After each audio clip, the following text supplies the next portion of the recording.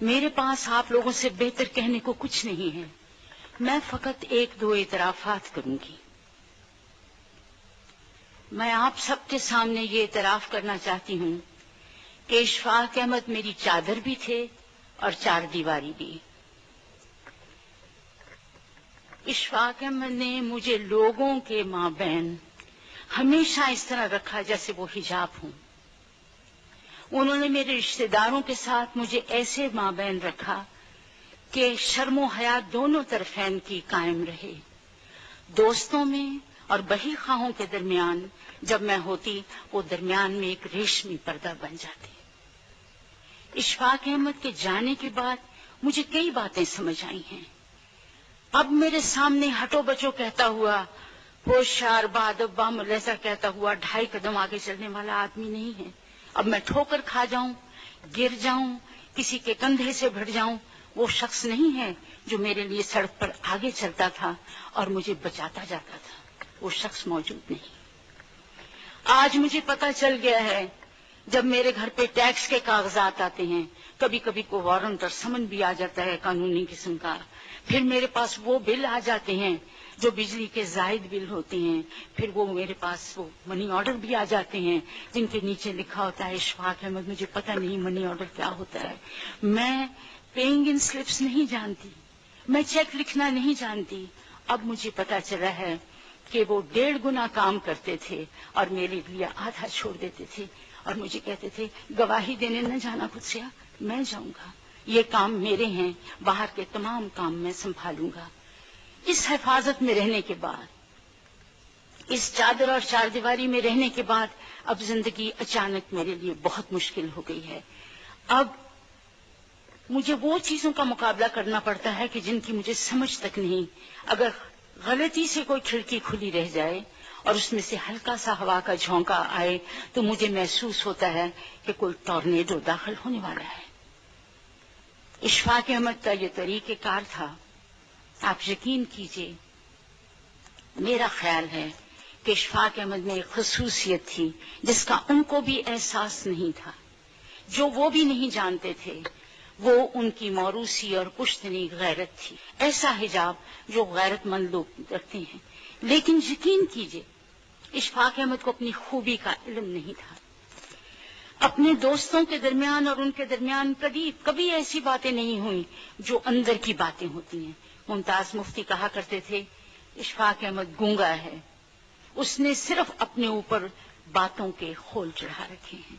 ان کی اصلی بات کو کوئی نہیں جانتا تھا اور یہ سب ان کے موروثی اور پشتنی خوبی کی وجہ سے تھی. لیکن میں آپ سے پھر عرض کروں، بار بار عرض کروں کہ اشفاق احمد کو اپنی اس خوبی کا علم نہیں تھا. ہر قوم میں اور ہر فرد میں ایک خوبی ایسی ہوتی ہے جس سے بہت سی اور خوبیاں پیدا ہو جاتی ہیں، جس سے بہت سی اور خرابیاں پیدا ہو جاتی ہیں، لیکن بنیادی طور پر خوبی ایک رہتی ہے. میں ایک معمولی سی مثال دوں گی، شاید آپ کو غلط ہی لگے. کبھی آپ نے سائیکل کا پہیہ دیکھا ہوگا، اس کے درمیان میں ایک ہب ہوتا ہے جس سے ساری اسپوکیں جڑی ہوئی ہوتی ہیں اور جس ہب کے زور پر وہ ساری اسپوکیں چلتی ہیں اور سائیکل کا پہیہ چلتا ہے. ایسے ہی فرد اور معاشرے میں ایک خوبی ایسی ہوتی ہے جس کی بنا پر وہ سارا معاشرہ اپنی خوبیوں کو، اپنی خرابیوں کو جانچ لیتا ہے. لیکن عجیب بات ہے، آپ لوگوں نے اپنے میں بھی آپ کا علم مجھ سے زیادہ، آپ کی بصیرت مجھ سے زیادہ، آپ کی اہمیت مجھ سے زیادہ. اس خوبی میں جب احساس پیدا ہو جاتا ہے، فخر پیدا ہو جاتا ہے کہ مجھ میں یہ خوبی ہے، اس میں تکبر کی چھینٹیں آنے لگ جاتے ہیں. جب آدمی اپنی خوبی پر نازاں ہونے لگتا ہے تو یقین کیجئے وہ نفع کے مقام سے گر کر نقصان دینا شروع کر دیتا ہے. میں نے انہیں جب بھی دیکھا، اپنے لیے انہوں نے کبھی دستے سوال بلند نہیں کیے، نہ انہوں نے کسی مانگا، نہ انہوں نے کسی سے کہا مجھے یہ ضرورت ہے. میں نے ان کو بارہا دیکھا کہ ان پہ اتنی تکلیفیں آئیں، لیکن اس کے ساتھ ہی اگر کبھی انہیں کوئی چھوٹی سی تکلیف کسی اور شخص کی ملی تو انہوں نے کاسہ گدائی اٹھا لیا اور باہر دفتروں کے باہر بیٹھے رہے کہ اس آدمی کا کام کرا دوں. لوگوں کا بھرم قائم کرنے کے لیے، ان کی عزت نفس رکھنے کے لیے انہوں نے سفارشیں کی، لوگوں کے گھر گئے، مانگا، بھیک مانگی، لیکن اپنے لیے انہوں نے دستے سوال کبھی بلند نہیں کیا۔